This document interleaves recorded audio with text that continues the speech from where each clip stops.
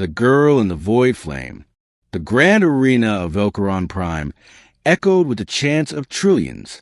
Above the obsidian stadium, in a hovering throne of gleaming crimson glass, sat Empress Xerix, ruler of the Rock-High Dominion. Her presence was divine. Her mind connected to 1,000 battle AIs. Her command was absolute. Today was execution day. The condemned, a young Voidflame dragon, the last of its breed, a weapon too dangerous to control, bred by the Empress's own scientists to incinerate planets with psionic fire. It had already killed 3 handlers. It couldn't be tamed. It couldn't be reasoned with. It was to die before the Empire, unless someone stopped it. Her name was Ellie Martin. 15. Human, bookish, forgotten, traded by pirates to the Rock-High as a curiosity. She was small, bespectacled, and unimpressive, yet unervingly calm when the Empress interrogated her. "Why are you not afraid?" Xerix had asked. "I've read about creatures like you in fairy tales," Ellie said with a shrug. "Villains always lose." Xerix had laughed. Instead of death, she assigned the girl to the lowest pits, the beast kennels. Let her clean up after monsters, she thought. Let her be reminded of her weakness. Instead, fate broke. The Voidflame dragon, codenamed Seraph, was to be chained, exposed, and executed before the Empire. But as guards dragged the beast toward the arena center, it roared and snapped its bindings, smoke pouring from its fanged maw. The crowd gasped, weapons charged, and then Ellie ran into the arena, screaming, books falling from her arms. Everyone thought she had gone mad. The dragon turned, eyes flaring violet, and then it stopped. It blinked, sniffed the air, lowered its head, and let her touch its snout. Silence blanketed the arena. The Empress stood. "What sorcery is this?" she hissed.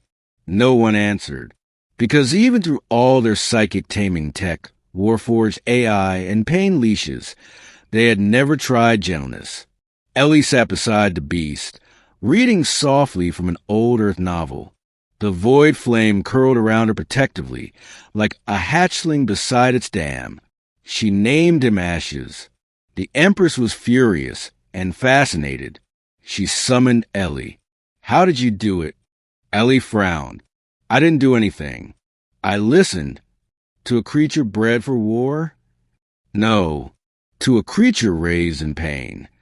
Xerix didn't understand. So she ordered an experiment. Put the girl in the same chamber as another void flame hybrid. They watched from behind reinforced walls, expecting carnage.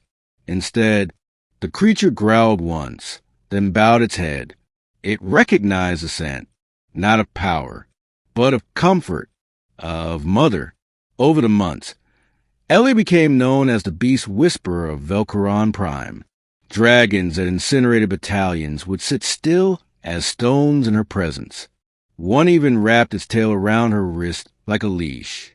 When a shadow cult tried to assassinate the Empress, it wasn't her guard that saved her.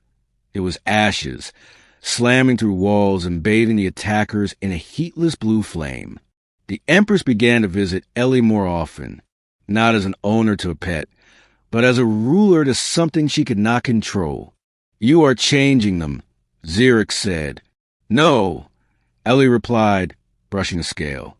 "They're remembering what they were before you changed them." Word of the girl spread beyond the Empire. Rebel factions sought to free her. Biolords sought to dissect her.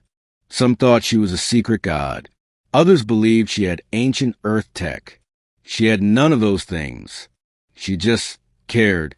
She brought books, sang lullabies, and touched things no one else dared touch. And soon, they followed her. Hundreds of creatures, beasts of nightmare, walking behind a human girl in glasses and mismatched boots. The Empress, facing unrest across the outer systems, made a decision. She stood before her people and gestured to Ellie. "This is no pet, no slave, no enemy." She is the mother of beasts, and we will follow her example or burn before her children. Ellie didn't want power, but she had earned loyalty, and that was something the Empress herself had long forgotten. Together, they reformed the dragon programs, turned war labs into sanctuaries, let the last survivors fly again, and sometimes, when Ellie sat beneath the silver moons, ashes beside her like a curled volcano, she whispered, "I'm just a nerd with a library card." But galaxies bowed to her all the same.